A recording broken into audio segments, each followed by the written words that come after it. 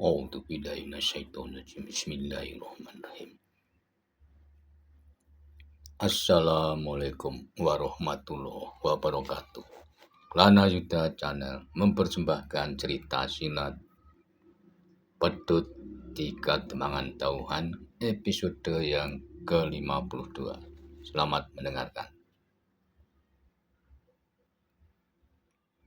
Di bagian timur dari Kademangan Tauhan terdapat sebuah tempat yang cukup luas, menyerupai padang perdu. Beberapa waktu sebelumnya, tempat tersebut terbiasa dipergunakan penghuni Kademangan untuk tempat pengembalian ternak. Selain jaraknya yang tidak terlalu jauh dengan padukuhan terdekat, tempat itu pun rumputnya tumbuh dengan suburnya. Namun sejak terjadi peristiwa serangan binatang buas terhadap ternak milik penghuni padukuhan, akhirnya para penghuni Kademangan menjadi ketakutan dan memilih untuk tidak lagi mengembalakan ternaknya di tempat tersebut. Penghuni padukuhan mengetahui bahwa di dalam hutan yang berada tidak terlalu jauh dari tempat tersebut memang masih terdapat beberapa binatang buas, termasuk diantaranya adalah harimau, macan kumbang, dan lainnya. Sebenarnya sangat jarang sekali terjadi gangguan binatang buas terhadap ternak-ternak yang digembalakan di tempat tersebut.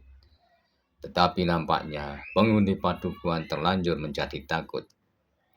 Apalagi peristiwa penyerangan binatang buas terhadap ternak mereka tidak hanya terjadi sekali dua kali.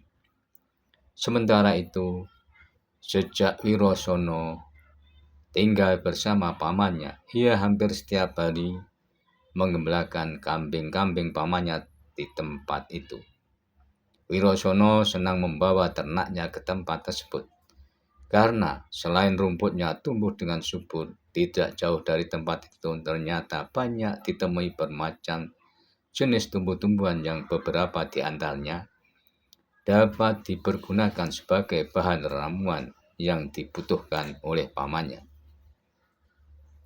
Wirosono pun sebenarnya juga sudah mendengar kabar tentang adanya binatang buas yang terkadang berkeliaran sampai di tempat di mana ia mengembalakan ternaknya.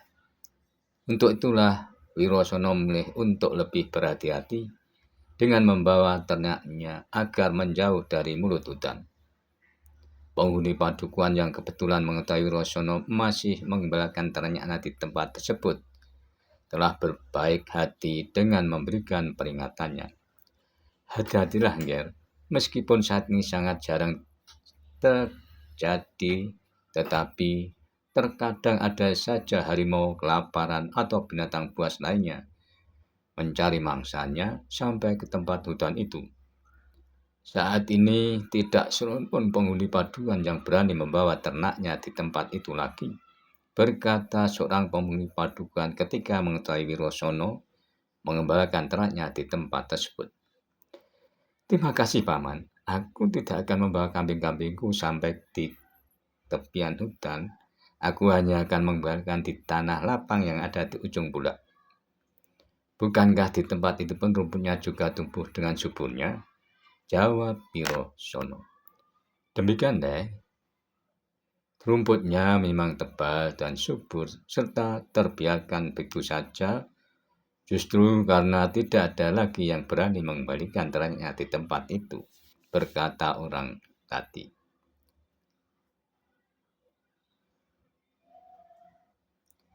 Sambil memandang Wirosono, terdengar orang itu kembali berkata, "Sepertinya aku belum pernah melihat Angger sebelumnya. Apakah Angger bukan orang padukuhan ini?" "Namaku Wirosono, Paman. Aku tinggal di rumah Kiai Baberio. Aku memang belum terlalu lama tinggal di Kademangan ini," jawab Wirosono. Sambil mengangguk-ngangguk terdengar orang itu berkata, "Aku mengenal Kiai Bawirio dengan baik. Apakah kau kerabatnya atau pembantunya?" "Aku kemenakannya, Paman," jawab Wirosono. Sambil menganggukkan kepalanya orang itu berkata, "Nampaknya pamanmu lah yang telah memberitahu agar kau mengembalikan kambing-kambing ke ujung bulak itu. Selama ini, hanya pamanmu lah yang terbiasa mengembalikan ternaknya ke tempat itu. Benar, Paman. Pamankulah yang memintaku untuk membawa kambing-kambingnya ke tempat itu. Selain mengembalakan kambing, aku pun diminta untuk mencari beberapa jenis tumbuhan yang katanya banyak terdapat di sekitar bulak itu, jawab Wirosono. Itulah yang kumaksud. Pamanmu memang memilih tempat itu karena tak jauh dari situ masih terdapat bermacam-macam jenis tumbuhan dan akar-akaran yang biasanya dipergunakan oleh pamanmu untuk membuat ramuan, berkata orang Paduan itu lagi. Demikianlah, setelah beberapa saat Wirosono berbicara dengan orang Paduan tersebut, akhirnya Wirosono kembali melanjutkan membawa kambing-kambingnya ke tempat yang akan ditujunya. Seperti biasanya, Wirosono melepaskan dan membiarkan begitu saja kambing-kambingnya merumput. Wirosono tinggal mengawasinya sambil duduk di bawah pohon atau terkadang melakukan kegiatan lainnya.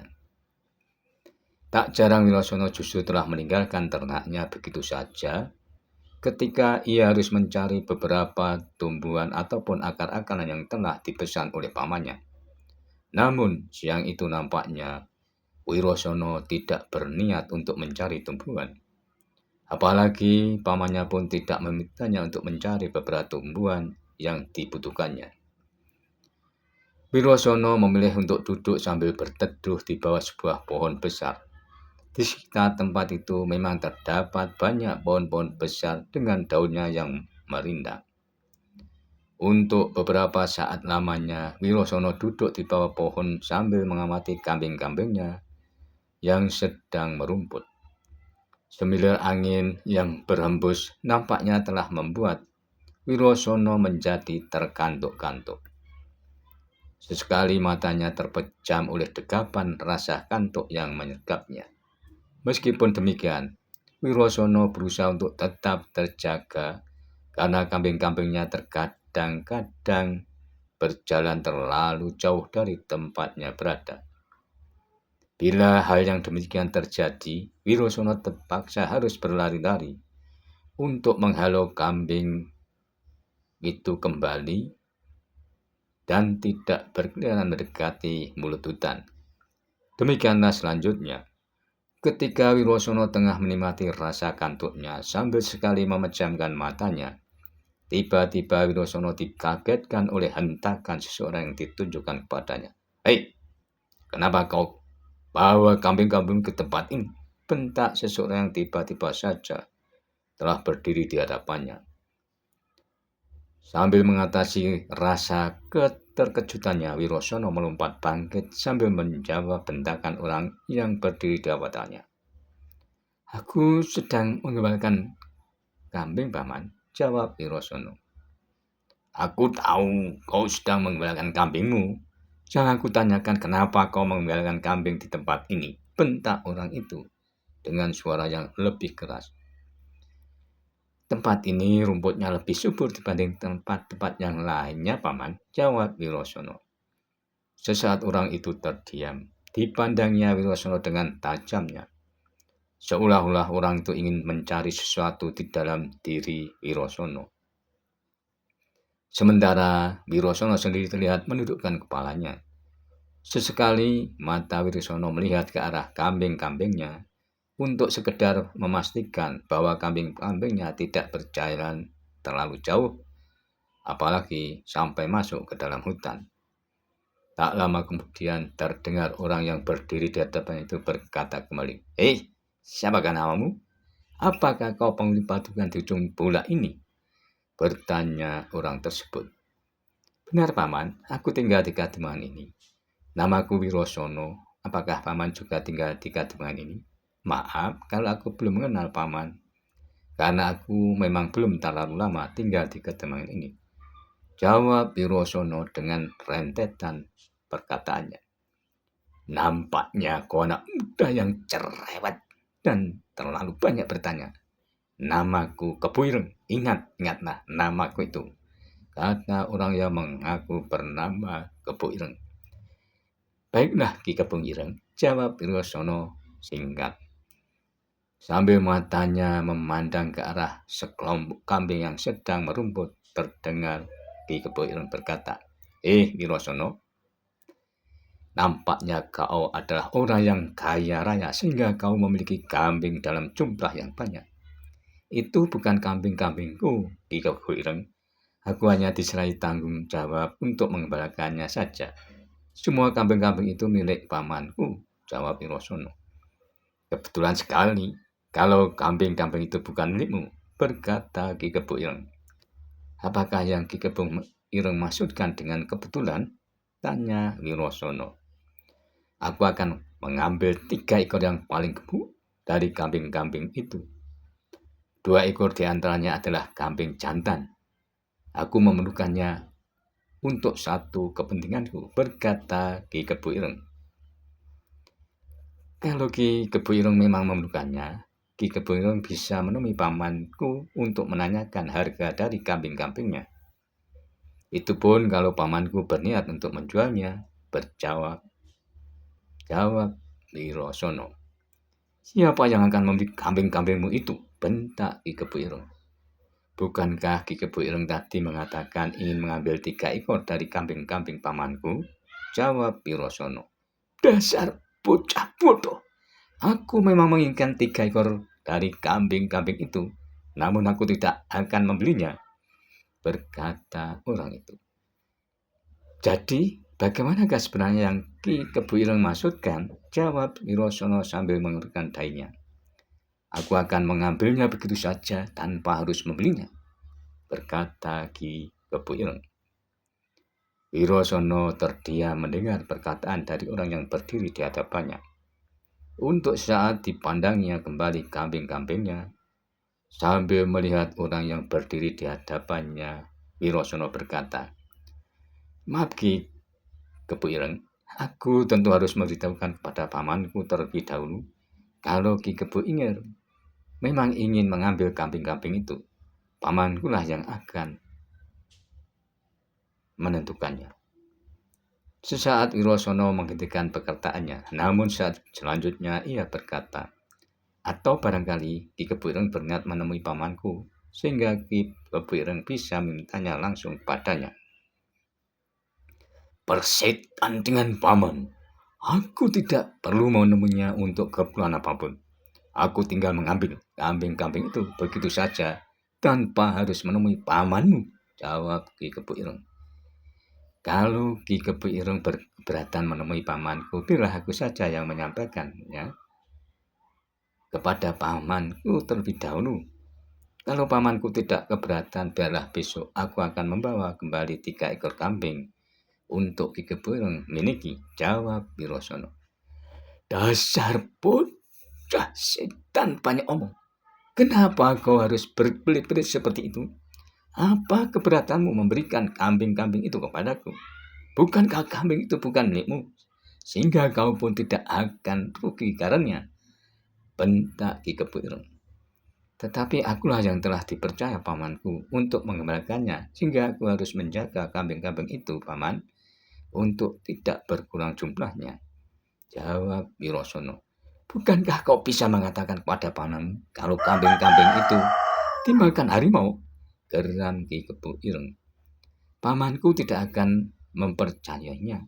Ia justru akan mengetahui kalau aku telah berbohong, karena harimau tidak akan menyergap dan memakan mangsanya dalam jumlah 3 ekor sekaligus, jawab Wirosana.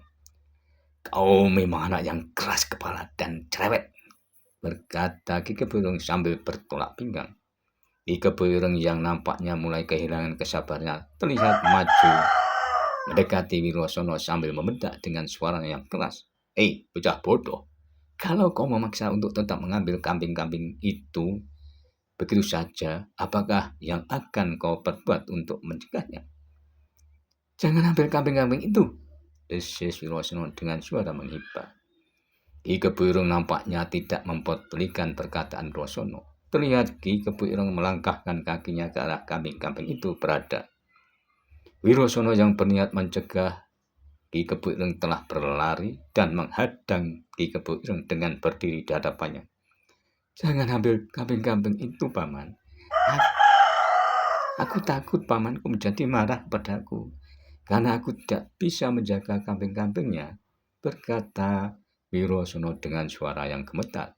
"Dasar bocah edan, kenapa kau lebih takut kepada pamanmu? Sementara akulah yang saat ini berada di hadapanmu," bentak Ki Kebo Ireng. Sambil kembali melangkahkan kakinya, terdengar Ki Kebo Ireng menggeram. "Minggirlah, kau tidak mau kehilangan kambingmu. Lakukan sesuatu untuk melindunginya." Sesaat setelah Ki Kebo Ireng menghentikan perkataannya, terlihat Ki Kebo Ireng meloncat mendekati Wirosono. Lalu diayunkan kakinya ke arah pinggang Wirosono yang berdiri tepat di hadapannya. Wirosono memang berusaha untuk menghindari ayunan kaki Ki Kebo Ireng dengan mencoba bergeser mundur. Namun kecepatan ayunan kaki Ki Kebo Ireng nampaknya melebihi gerak mundur Wirosono, sehingga kaki Ki Kebo Ireng telah menyentuh pinggang Wirosono. Buk! Terdengar Wirosono mengeluh tertahan. Ia jatuh berguling dengan tangan memegangi pinggangnya. Ia merasakan tulang-tulang pinggangnya seolah-olah menjadi retak. Sambil menahan sakit pada pinggangnya, Wirosono mencoba untuk bangkit dari jatuhnya dan berdiri di hadapan Ki Kebo Ireng. "Tolong jangan ambil kambing itu. Aku akan diusir pamanku kalau aku sampai kehilangan kambing-kambing itu," desis Wirosono dengan bibir yang semakin gemetar. "Itu lebih baik daripada kau harus kehilangan nyawamu karena kebodohanmu," bentak Ki Kebo Ireng sambil kembali meloncat memukul dada Wirosono dengan telapak tangan. Wirosono memang melihat gerak tangan dari Ki Kebo Ireng, namun ayunan tangan Ki Kebo Ireng datangnya begitu cepatnya, sehingga Wirosono sudah tidak mampu lagi untuk menghindarinya. Yang terdengar kemudian adalah suara keluhan tertahan dari bibir Wirosono. "Aduh!" Pukulan Ki Kebo Ireng yang tepat mengenai dadanya telah membuat Wirosono terlempar dan terjatuh surut beberapa langkah ke belakang. Dadanya terasa menjadi sesak, sementara ia merasakan kesulitan untuk bernapas. Untuk saat wajah Wirosono terlihat memucat. Dengan pandangan matanya menjadi kabur, Wirosono hanya bisa terduduk sambil kedua tangannya memegangi dadanya. Wajahnya menyeringnya menahan perasaan sakit yang nyaris tidak bisa ditahankannya.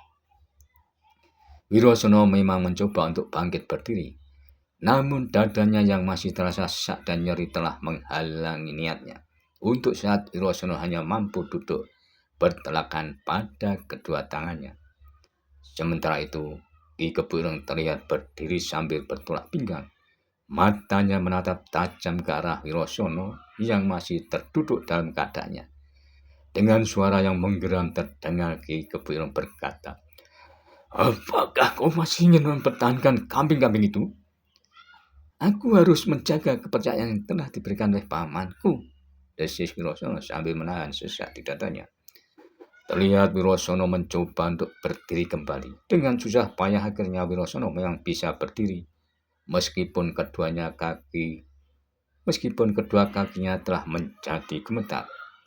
"Kau memang anak yang benar-benar bodoh, atau bahkan justru anak yang gila," geram Ki Kebo Ireng yang nampaknya benar-benar telah menjadi jengkel melihat sikap keras kepala dari Wirosono.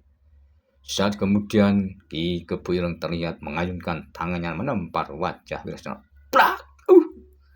Ki Kebo Ireng memang tidak mengayunkan tangannya dengan sepenuh kekuatannya yang dimiliki.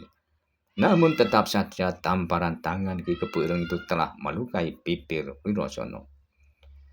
Wirosono menggeretakkan giginya untuk sekedar mengurangi rasa sakit pada bibirnya yang pecah. Untuk saat pandangan mata Wirosono menjadi gelap, kepalanya seolah-olah telah berputar dengan kencangnya dan membuat Wirosono kehilangan keseimbangannya.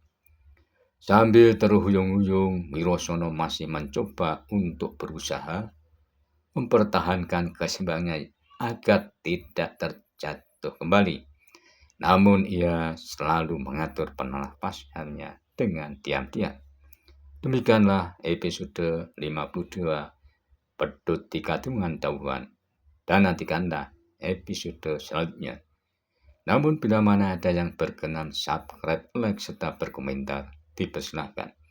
Terima kasih, sampai jumpa.